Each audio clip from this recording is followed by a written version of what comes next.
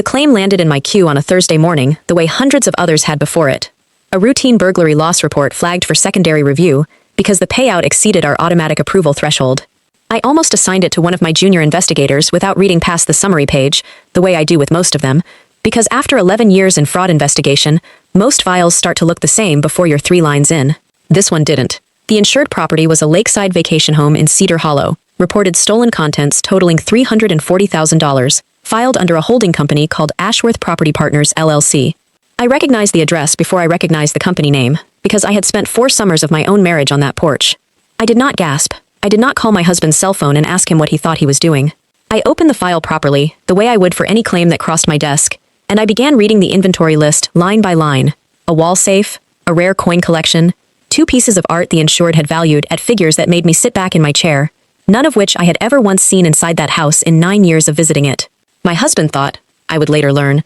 that I would cry when I finally understood what he had done. He thought wrong. I opened a case file instead. My name is Vivian Okafor. I am 39 years old, and for the last 11 years I have worked as a senior fraud investigator for a national claims underwriter, the kind of job most people don't think about until the day they need someone like me to either save them or expose them.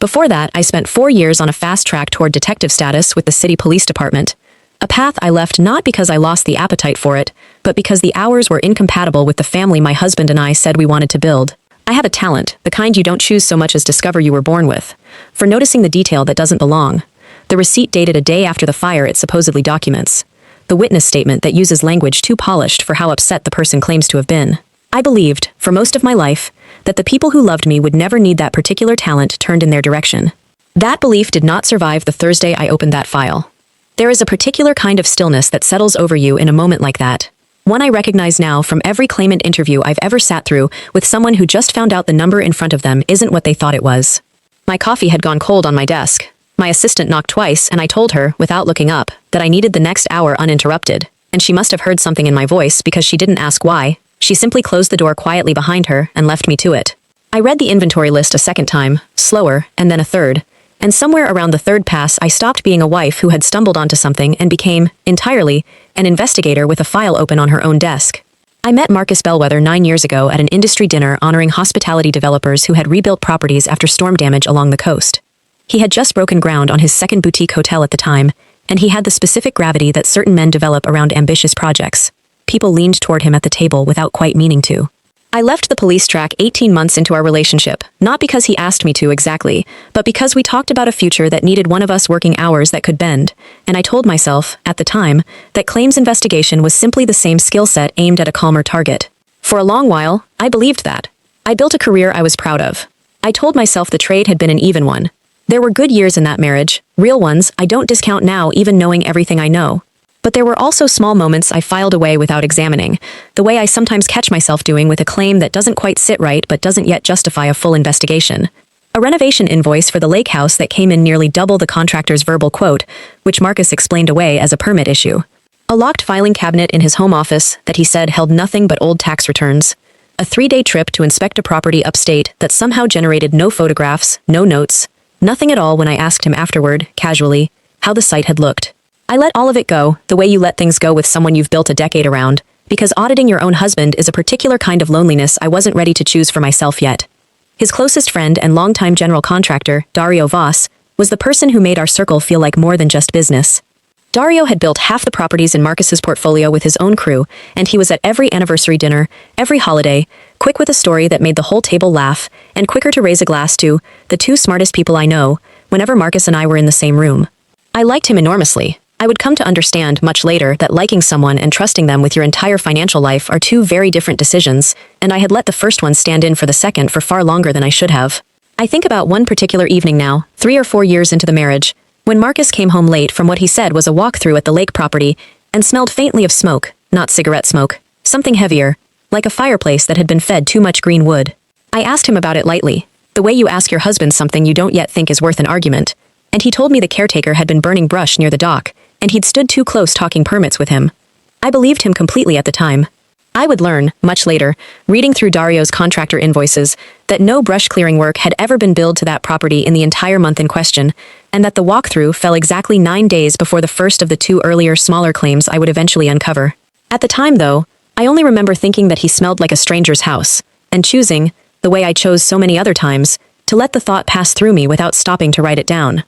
My colleagues at the firm used to tease me, gently, about how I could smell a padded claim before I'd read past the first paragraph. The way some people can tell a story is off before they can articulate why. I never once, in 11 years, turned that instinct toward my own home, not because I lacked the skill, but because some part of me had drawn a hard line between the job I did for strangers and the trust I extended to the person I slept beside every night.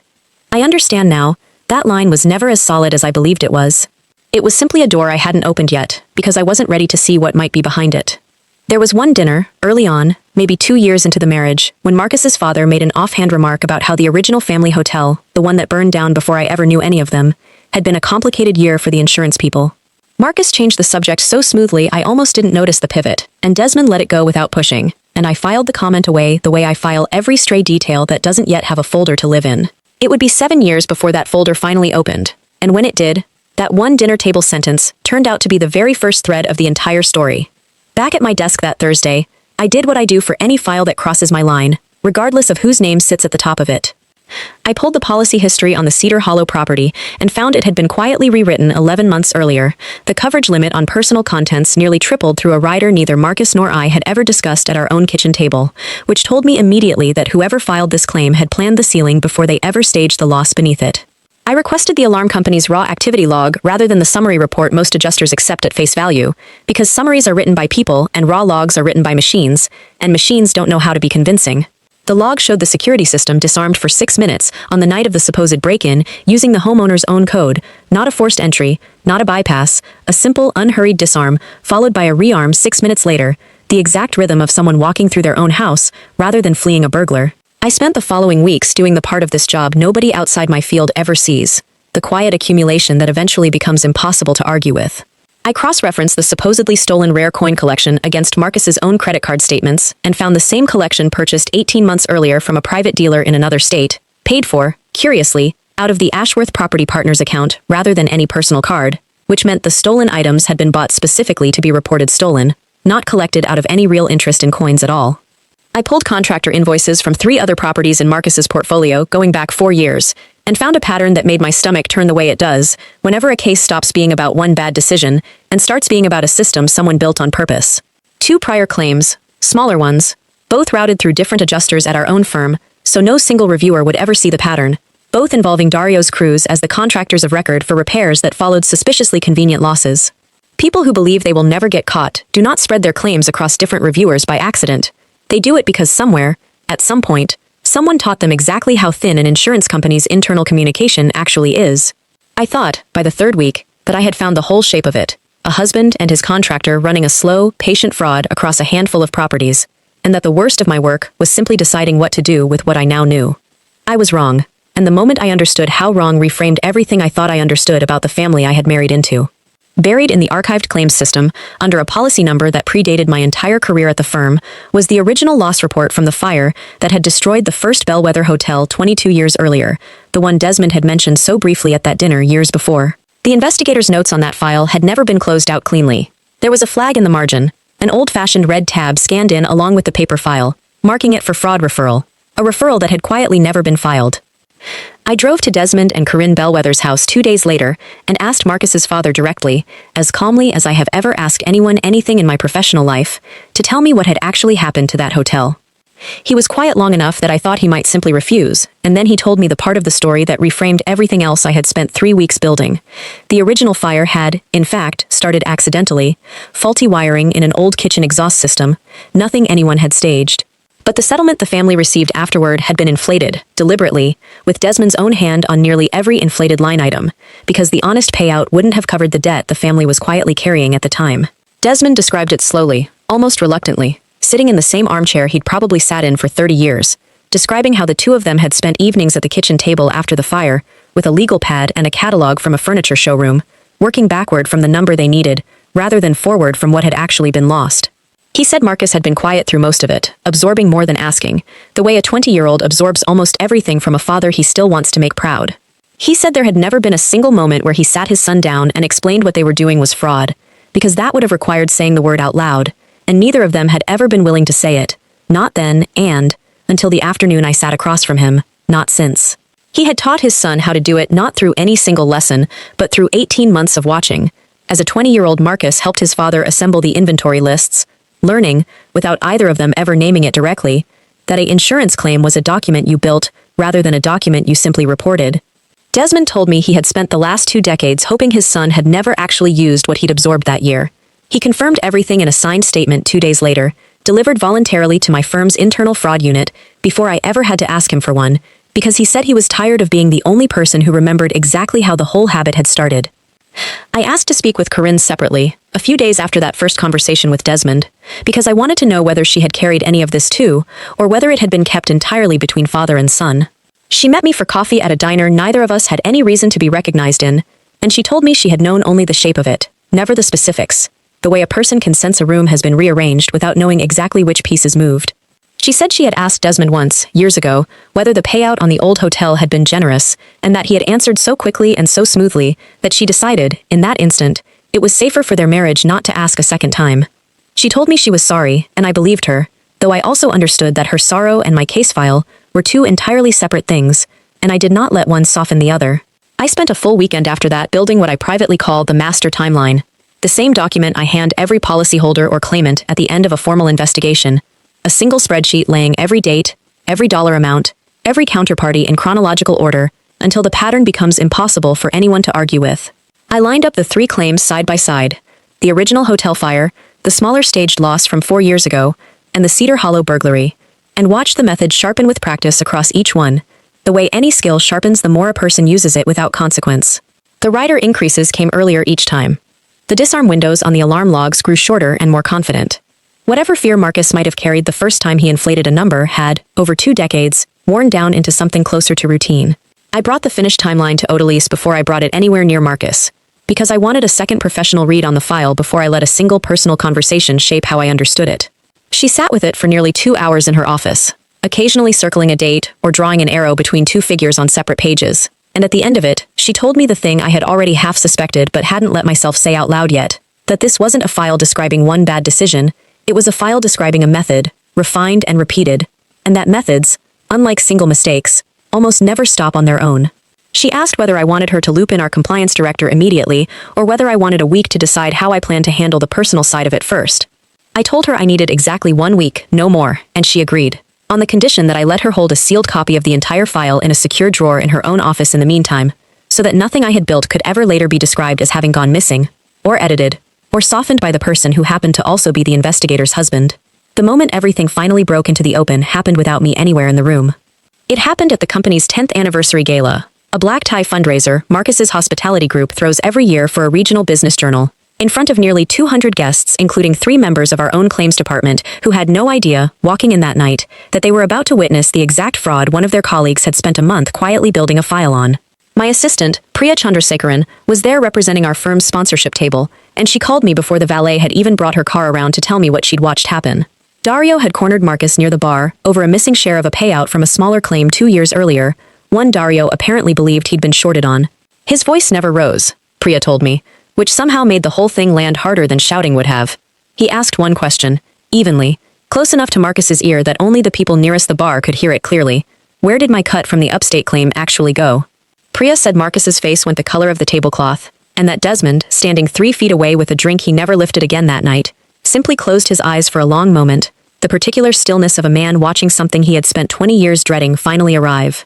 Priya told me later that the strangest part wasn't the confrontation itself, it was how ordinary the room stayed around it. Waitstaff still moving between tables with trays of past hors d'oeuvres, the string quartet still working through the same set they'd been playing all evening, while 3 feet from the bar, an entire decade of careful architecture quietly came apart in front of the one person, Dario, who had helped build it, and apparently no longer trusted he'd been paid fairly for the work. She said Corinne appeared at Desmond's elbow within a minute, having clearly read the room from across the hall the way only a spouse of that many years can, and steered him gently but firmly toward the coat check, murmuring something Priya couldn't hear. Marcus stood alone at the bar for nearly 10 minutes after that, Priya said, not drinking, not moving, just standing. And she told me that was the detail that stayed with her longest, not the confrontation but the stillness that followed it, a man realizing in real time that the version of events he'd been managing for years had just walked out from under him in a room full of people who mattered to his business. I met Marcus 2 nights later, in my own home office, in the chair I had chosen, and at the hour I had chosen, because 11 years of this work has taught me exactly how much the setting of a conversation decides what a person believes they're allowed to say inside it. He tried at first to make the whole thing sound smaller than the file in front of me proved it was. A few properties, a temporary cash flow problem, a plan he swore he'd always intended to unwind quietly before anyone got hurt by it. He told me he loved me, and he asked for exactly the kind of second chance people ask for after they've been caught, rather than in the moment they were actually sorry. I let him finish every word without interrupting once. He asked me, near the end, whether any part of the marriage had been real to me, and I told him that question assumed the two of us had been living inside the same set of facts this entire time, and we hadn't, so the question didn't actually have an answer he'd find satisfying. He asked what it would take for me to simply let the Cedar Hollow claim quietly die, an internal denial rather than a referral, no formal record, nothing that would touch the rest of his business or his father's name. I told him that request answered his own earlier question better than I ever could have. Because a person asking his wife to bury a fraud referral isn't asking for forgiveness, he's asking for a second cover-up, and I had already spent a career learning to recognize the difference between the two. He tried a different angle after that, reminding me of the years we'd built together, the 9 summers at Cedar Hollow, the small rituals of an actual marriage, as though the volume of shared history could outweigh a spreadsheet. I told him I hadn't forgotten a single one of those summers, and that none of them were the thing currently in question. What was in question was a 6-minute disarm window using his own code on a night he was 2 states away, establishing an alibi that also, conveniently, turned out to be false, and I told him that detail specifically because I wanted him to understand exactly how far the file already went, that there was no remaining gap in it for him to argue his way through. He went quiet for a long moment after that, the first real quiet of the whole conversation, and I watched him do the thing I have watched 100 claimants do across a desk that wasn't mine. The moment someone finally understands that the person across from them already knows the ending of the story before they've finished telling their version of the beginning.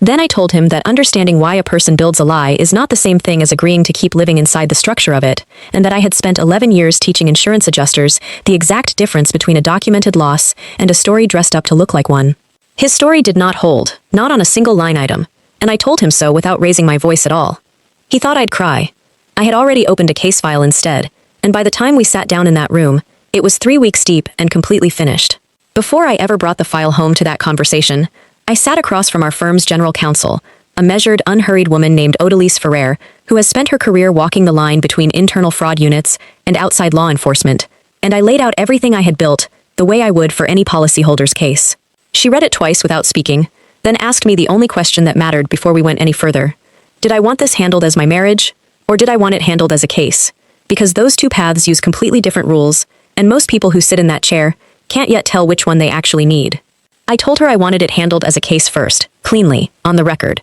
with my own name explicitly recorded as the investigator who flagged it, rather than the wife who happened to notice, because I did not want a single person ever able to say later that this had been buried out of loyalty. She nodded, like that was exactly the answer she'd been hoping to hear, and my firm's fraud unit opened a formal referral within the week, entirely separate from anything that happened afterward in family court. Odalise walked me through what the referral would actually mean before it went anywhere, because she said too many people in my position agree to a process without understanding what it costs, and she wanted me clear-eyed about it from the start. A formal referral meant a full internal audit team would take over the file within days, meant Dario's crews would be pulled from every active project pending review, meant 3 other adjusters who had unknowingly signed off on the earlier smaller claims would have their names attached to a pattern they never should have missed, through no real fault of their own beyond trusting a file the way files are usually meant to be trusted. I told her I understood all of it, and that I still wanted the referral to move forward exactly as written, because the alternative was letting a system I had spent 11 years defending quietly bend around my own last name.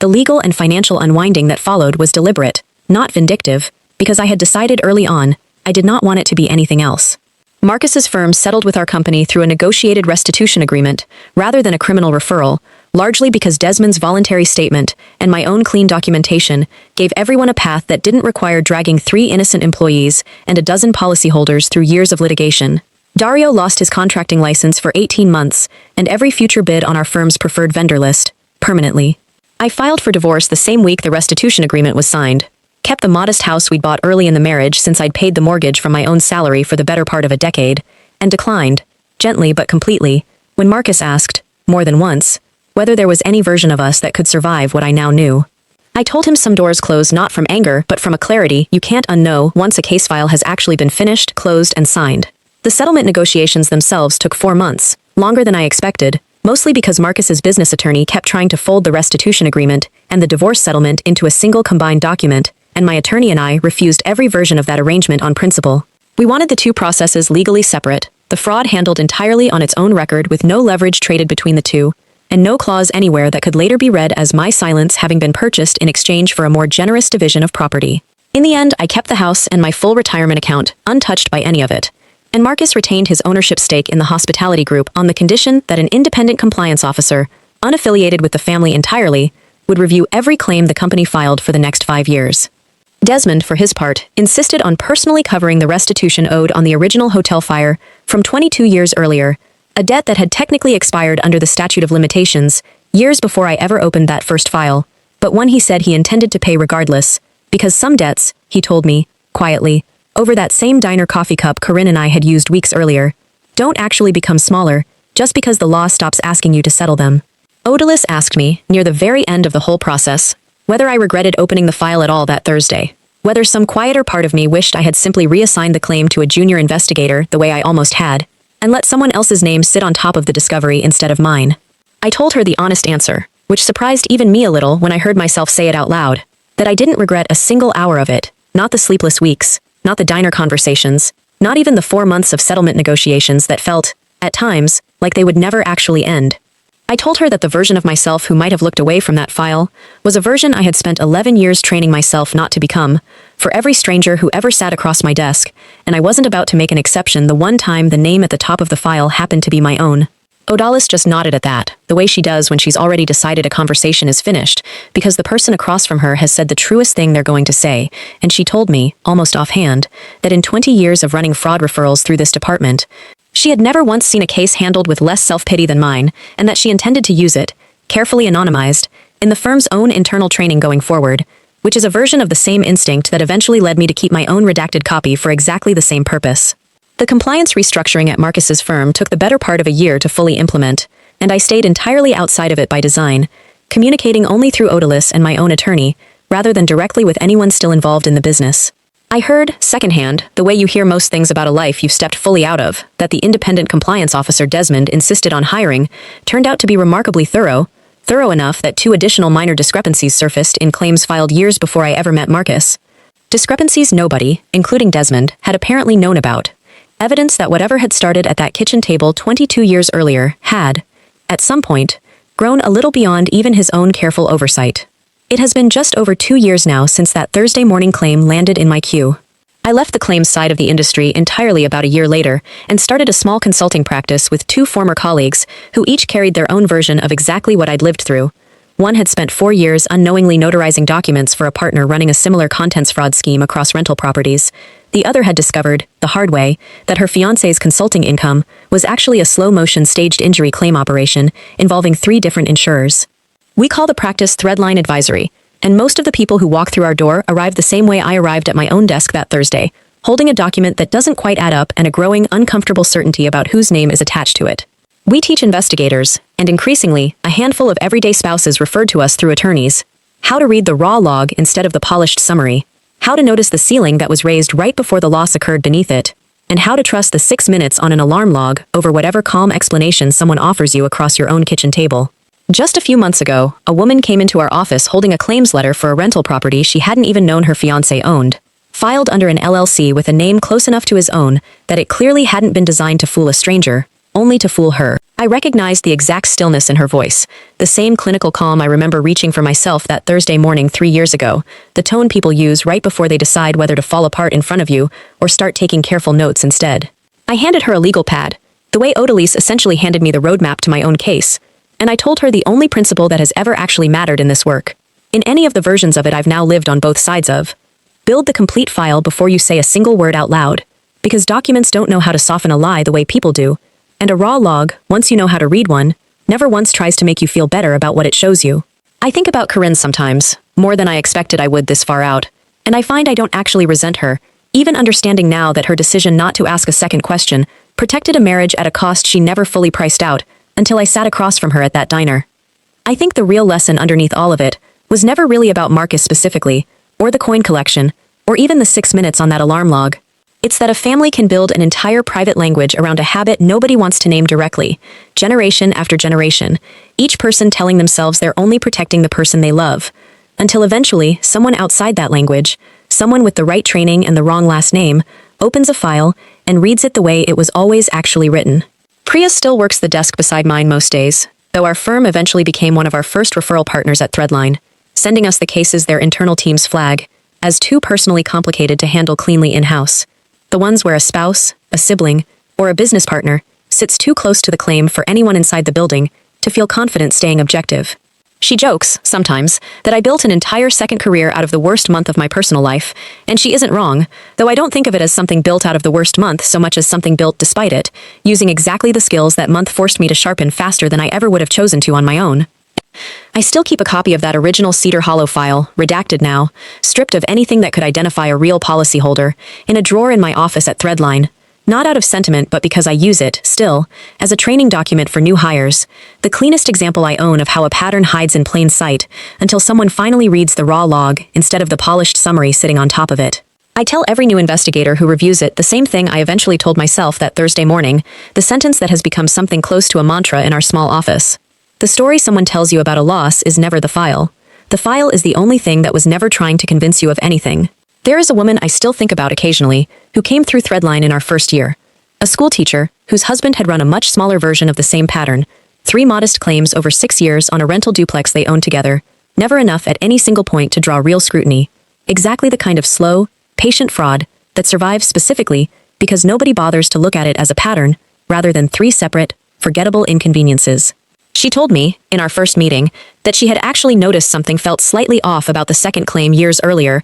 and had decided, at the time, that it wasn't her place to question her husband's handling of a property he managed. I told her what I wish someone had told me long before that Thursday in my own office, that noticing something feels off is data, not overreaction, and that the instinct to dismiss your own observation because it seems disloyal is very often the exact instinct someone else is quietly counting on. We worked her case for 6 weeks, and by the end of it, she had a complete, defensible timeline, strong enough that her attorney used it to negotiate a settlement in less than half the time these things usually take. She sent me a card afterward, simple, handwritten, thanking me for treating her the way I treat every file that comes through our door, like evidence rather than emotion, and I keep that card taped inside the same drawer where I keep the redacted Cedar Hollow file, because between the two of them they remind me, on the days the work feels heavier than usual, exactly why Threadline exists in the first place.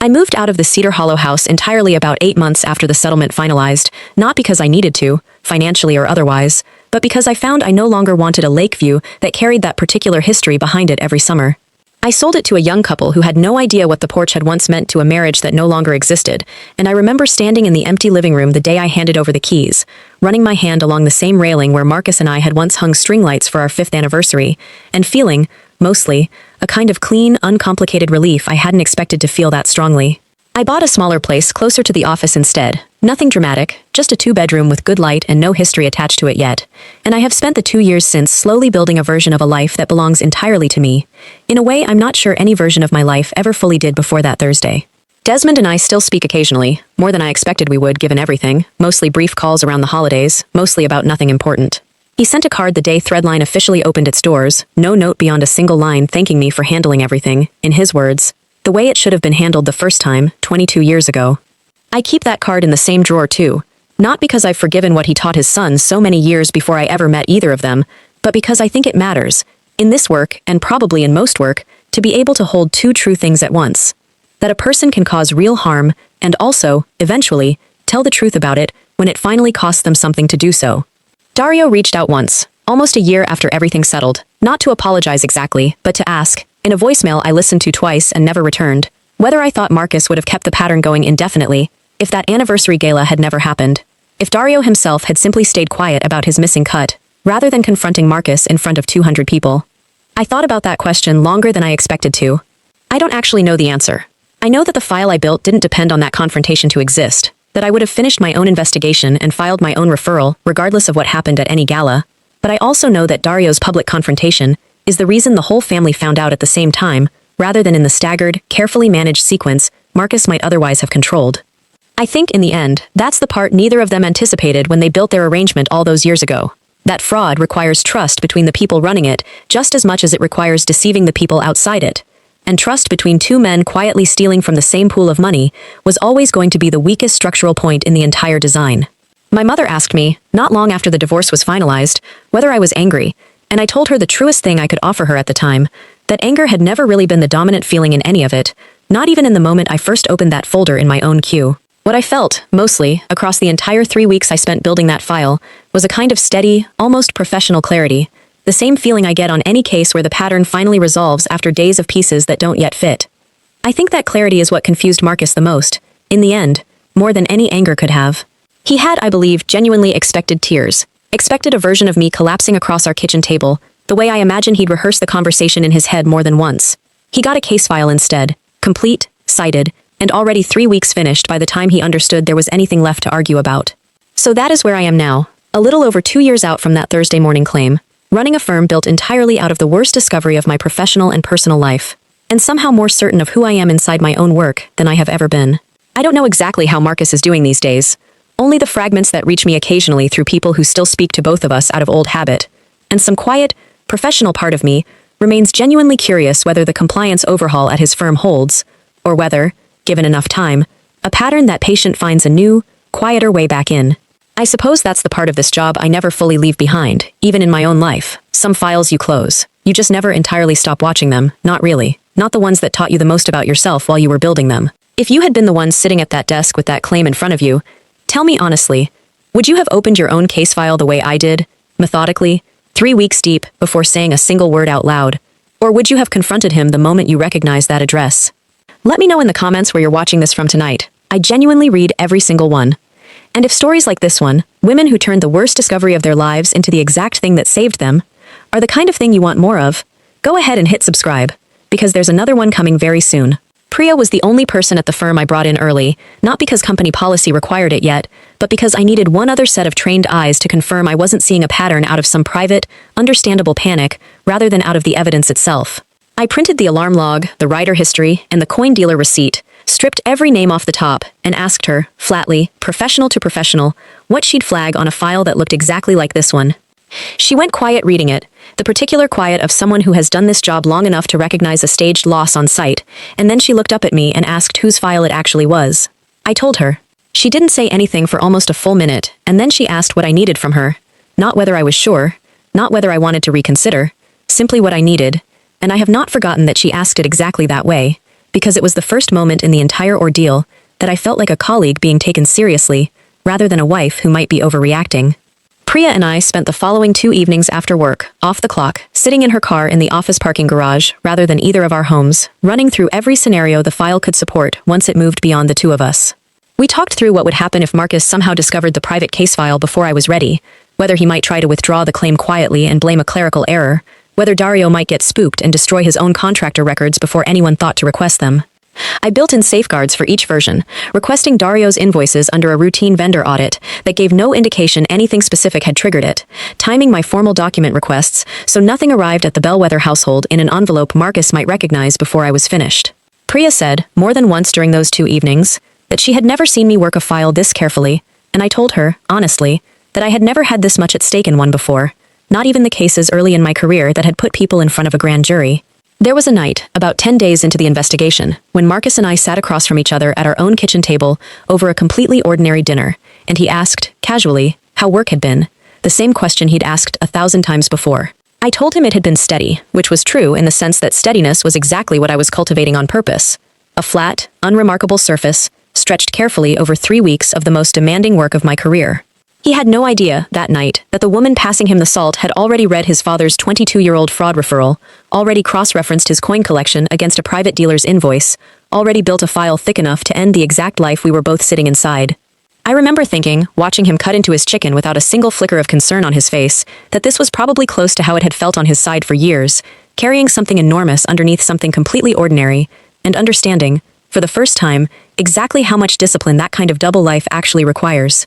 I did not confront Marcus that night, or the next one, or the one after that. The rule I have followed in every investigation I've ever run, going back to my earliest weeks on the police track, is that you build the complete file before the subject knows you're building anything at all. Because a person who believes they are still safe will keep generating evidence for you far longer than a person who has been warned. I created a private case file under my own employee credentials, separate from the official claim number, and I began working it the way I would work a stranger's fraud, methodically, without letting a single flicker of what I felt at home reach the surface of what I did at my desk.